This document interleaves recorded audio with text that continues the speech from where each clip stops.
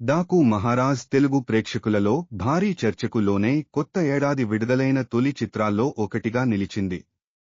నందమూరి బాలకృష్ణ నటించిన ఈ చిత్రం బాక్సాఫీస్ వద్ద అంచనాలకు మించి వసూళ్లు సాధించి ఇప్పుడు మంచి సంఖ్యలతో కొనసాగుతోంది.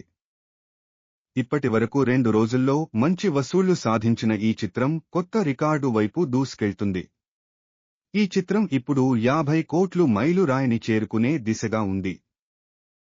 ప్రాథమిక అంచనాల ప్రకారం 3వ రోజు సాయంత్రం 8 గంటల నాటికి డాకు మహారాజ్ 10 కోట్లు వసూలు చేసింది. 2వ రోజు 13 కోట్లు వసూలు చేసిన ఈ చిత్రం తొలి రోజు 26 కోట్లు వసూలు చేసిన సంఖ్యతో పోలిస్తే సుమారు 50 తగ్గుదల కనబరిచింది. దీంతో ఈ చిత్రపు మొత్తం ఇండియా నెట్ కలెక్షన్ 50 కోట్లుగా ఉంది. 2వ రోజు ఇండియా నెట్ కలెక్షన్ 39 కోట్లు, ఇండియా గ్రాస్ కలెక్షన్ 46 కోట్లుగా ఉంది. ప్రపంచవ్యాప్తంగా మొత్తం కలెక్షన్లు 61 కోట్లుగా ఉన్నాయి. ఇందులో 15 కోట్లు ఓవర్సీస్ కలెక్షన్ నుంచి వచ్చాయి. 3వ రోజు తెలుగు రాష్ట్రాల్లో 40 ఆక్యుపెన్సీ ఉంది.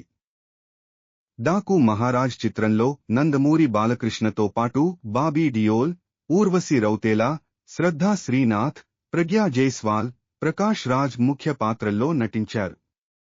బాబీ దర్శకత్వం వహించిన ఈ చిత్రాన్ని శ్రీకర స్టూడియోస్, సితారా ఎంటర్టైన్మెంట్, ఫార్చ్యూన్ 4 సినిమాస్ సంయుక్తంగా నిర్మించాయి. ఈ చిత్రం జనవరి 10న విడుదలైన రామ్ చరణ్ నటించిన గేమ్ చేంజర్ చిత్రంతో బాక్సాఫీస్ వద్ద పోటీ పడుతోంది. మరిన్ని వీడియోల కోసం దయచేసి నా ఛానల్ను సబ్స్క్రైబ్ చేయండి మరియు లైక్ చేయండి.